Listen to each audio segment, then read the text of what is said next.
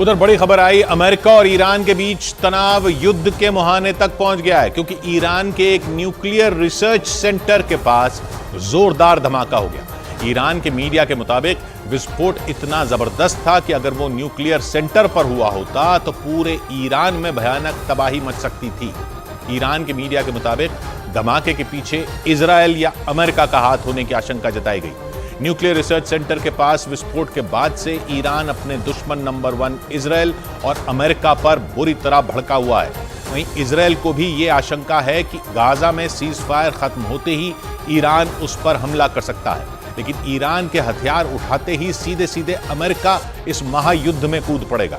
यानी पूरे पश्चिम एशिया में जंग का महाविध्वंसक दौर शुरू हो सकता है, जिसका सीधा मतलब यह हुआ कि ईरान के न्यूक्लियर रिसर्च सेंटर के पास हुए धमाके से उठी चिंगारी पूरी दुनिया को जंग की आग में झोंक सकती है। मतलब यह कि ईरान में हुआ यह विस्फोट तीसरे विश्व युद्ध की वजह बन सकता है, क्योंकि आशंका जताई जा रही है कि ईरान के एक्शन लेते ही अमेरिका सीधे सीधे उससे भिड़ सकता है। और इसी वजह से आशंका जताई जा रही है कि इजराइल और हमास की जंग की वजह से दो खेमों में बंट चुकी दुनिया में तीसरे विश्व युद्ध का शंखनाद हो सकता है, क्योंकि गाजा पर हमलों की वजह से इजराइल पहले से ही मुस्लिम देशों की आंख में कांटे की तरह चुभ रहा है। ईरान, लेबनान, सीरिया और यमन जैसे देश तो कई बार सीधी जंग की धमकी भी दे चुके हैं, लेकिन इन सभी देशों को पता है कि इजराइल की तरफ आंख उठाने से पहले उसके दुश्मनों को अमेरिका से निपटना पड़ेगा। क्योंकि न सिर्फ हमास के साथ जंग में, बल्कि अमेरिका लंबे वक्त से इजराइल के पीछे चट्टान की तरह खड़ा है और दुश्मनों से निपटने के लिए इजराइल को हर तरह की मदद पहुंचाता है। लेकिन खबरों के मुताबिक मध्य ईरान के इस्फहान न्यूक्लियर रिसर्च सेंटर के पास धमाका करके अमेरिका और इजराइल ने ईरान के सीने पर ऐसी चोट दे दी जिससे ईरान समेत उसके करीबी देश बुरी तरह तिलमिला गए। और इसी वजह से ईरान को शक है कि अमेरिका और इजराइल ने मिलकर उसके न्यूक्लियर रिसर्च सेंटर के पास धमाके को अंजाम दिया। खबरों के मुताबिक अमेरिका की धमकियों को दरकिनार करते हुए ईरान परमाणु हथियार बनाने में जुटा है। इसी वजह से अमेरिका उसे किसी भी कीमत पर सबक सिखाना चाहता है, जबकि ऐसी कई वजह हैं जो ईरान के न्यूक्लियर रिसर्च सेंटर के पास विस्फोट में इजराइल का भी हाथ होने की तरफ इशारा करती है, क्योंकि ईरान इजराइल का कट्टर दुश्मन है। अमेरिका की तरह इजराइल भी लंबे वक्त से आरोप लगाता रहा है कि ईरान दुनिया की नजरों से छिपकर परमाणु बम बनाने में जुटा है, जिसका इस्तेमाल वो उसके खिलाफ कर सकता है। इसलिए वो कभी नहीं चाहता कि ईरान के हाथों परमाणु बम आए। ईरान का परमाणु कार्यक्रम इजराइल के लिए सबसे बड़ा खतरा है।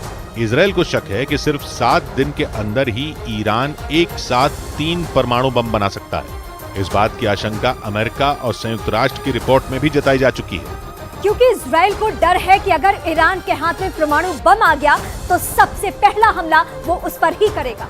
और अगर ऐसा हो गया तो न सिर्फ पश्चिम एशिया बल्कि पूरी दुनिया में परमाणु युद्ध शुरू हो सकता है, क्योंकि अमेरिका पश्चिम एशिया में अपने दबदबे को कायम रखने के लिए ईरान पर एक्शन लेने से पीछे नहीं हटेगा। खबरों के मुताबिक गाजा पर इजराइल के हमलों के दौरान पश्चिम एशिया के अलग अलग देशों में चरमपंथी संगठनों ने अमेरिका के ठिकानों पर जबरदस्त हमले किए और उन हमलों में अमेरिका को भारी नुकसान हुआ। न्यूज एजेंसी रॉयटर्स के मुताबिक अमेरिका ने सीरिया और इराक में अपने ठिकानों पर हमले के पीछे ईरान का हाथ बताया था और खबरों के मुताबिक अमेरिका किसी भी कीमत पर ईरान को उसके किए की सजा देना चाहता है और ईरान के न्यूक्लियर रिसर्च सेंटर के पास हुए विस्फोट को भी अमेरिका के गुस्से का नतीजा बताया जा रहा है। एक दूसरे के कट्टर दुश्मन अमेरिका और ईरान में कई दशक से पश्चिम एशिया में वर्चस्व की जंग छिड़ी है, क्योंकि पश्चिम एशिया में अमेरिका के दबदबे के लिए ईरान ही सबसे बड़ी चुनौती है। खबरों के मुताबिक बीते 1 महीने में ईरान समर्थित चरमपंथी संगठनों ने सीरिया और इराक में अमेरिकी बेस पर 66 से ज्यादा हमले किए और उन हमलों ने दोनों दुश्मनों के बीच जंग की सुलगती आग में घी डालने का काम किया है, जिसके बाद पलटवार करते हुए अमेरिका ने 2 हफ्ते पहले सीरिया में चरमपंथी संगठनों के ठिकानों पर जोरदार हमले कर दिए थे। लेकिन ईरान को सबक सिखाने की अमेरिका की कसम सीरिया में उसके समर्थित चरमपंथी संगठनों पर एयर स्ट्राइक से पूरी नहीं होने वाली। और खबरें तो ये भी हैं कि पश्चिम एशिया में भड़की जंग का दूसरा चैप्टर गाजा में इजराइल का सीज फायर खत्म होने के बाद शुरू हो सकता है, क्योंकि न्यूक्लियर रिसर्च सेंटर के करीब धमाके के बाद ईरान का पारा चढ़ गया, तो वहीं अमेरिका ने भी ईरान को घेरने का विध्वंसक प्लान तैयार कर दिया। ईरान के मीडिया के मुताबिक पश्चिम एशिया में बढ़ते तनाव को देखते हुए अमेरिका ने फारस की खाड़ी में अपनी नौसेना के स्ट्राइक ग्रुप को तैनात कर दिया। अमेरिकी नौसेना की ये टुकड़ी युद्धपोत पर तैनात रहकर दुश्मनों के हमले का जवाब देती है और जरूरत पड़ने पर जबरदस्त हमले भी कर सकती है। अमेरिकी राष्ट्रपति बाइडेन ने ईरान और उसके करीबियों को घेरने के लिए फारस की खाड़ी में अपने खतरनाक युद्धपोत और परमाणु पनडुब्बी पहले से ही तैनात कर रखे हैं, क्योंकि अमेरिका और इजरायल को डर है कि गाजा पर सीज फायर खत्म होते ही जंग का चैप्टर 2 शुरू हो जाएगा, जिसमें उनकी लड़ाई सीधे सीधे ईरान से हो सकती है। और इसका ट्रेलर भी दिखना शुरू हो गया। इजरायल और ईरान के बीच सीधी गोलीबारी न होकर साइबर युद्ध छिड़ चुका है। इजरायल के अखबार जेरूसलम पोस्ट के मुताबिक ईरान ने इजरायल पर साइबर हमला कर दिया, जिसका असर वहां की कुछ आपातकालीन सेवाओं पर पड़ा और थोड़े समय के लिए इजरायल की आपातकालीन सेवाएं ठप हो गईं। जेरूसलम पोस्ट के मुताबिक ईरान के हैकरों ने इजरायल की पुलिस और फायर ब्रिगेड के इंटरनेट नेटवर्क को निशाना बनाया। इजरायल ने जानकारी दी कि ईरान के साइबर अटैक के बाद थोड़े समय के लिए इन आपातकालीन सेवाओं की फोन लाइनें बंद कर दी गईं। इजरायल के मुताबिक ईरान के हैकरों ने उनकी बड़ी बड़ी कंपनियों और सरकारी संस्थानों को निशाना बनाने की कोशिश की थी। मतलब यह कि इजरायल और ईरान में भले ही एक भी गोली ना चली हो, लेकिन जंग शुरू हो चुकी है। हालांकि इजरायल ने दावा किया कि ईरान के साइबर हमले का ज्यादा असर उनके साइबर सिस्टम पर नहीं पड़ा, लेकिन ईरान के हैकरों की हरकत को इजरायल ने अपने खिलाफ साइबर वॉर की शुरुआत बता दिया। यानी ईरान ने अपने साइबर लड़ाकों के जरिए अपने दुश्मन को गहरे जख्म दे दिए। हालांकि इससे पहले इजरायल भी कई बार ईरान पर साइबर हमले कर चुका है।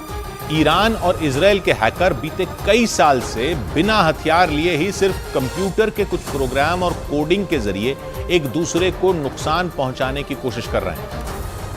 मतलब यह कि वो बिना गोली चलाए, बिना मिसाइलें दागे और बिना बम फोड़े दुश्मन को पटखनी देने की कोशिश में जुटे हैं। साइबर युद्ध एक ऐसा युद्ध होता है जो इंटरनेट और कंप्यूटर के जरिए लड़ा जाता है। साइबर वॉर में तकनीकी तरीकों से दुश्मन पर हमले किए जाते हैं, यानी लड़ाई सैनिकों के बीच न होकर कंप्यूटर प्रोग्रामिंग के एक्सपर्ट हैकरों के बीच होती है। दुनिया भर में तेजी से बढ़ती तकनीक और उस पर इंसानों की निर्भरता की वजह से साइबर वॉर को लेकर चिंताएं भी बढ़ रही हैं। दुश्मन देश को चित करने के लिए उसके साइबर सिस्टम में वायरस डालकर और हैक करके उसे ठप कर दिया जाता है। और कुछ ऐसी ही कोशिश ईरान और इजरायल एक दूसरे के खिलाफ बीते कुछ साल से करने में लगे हैं।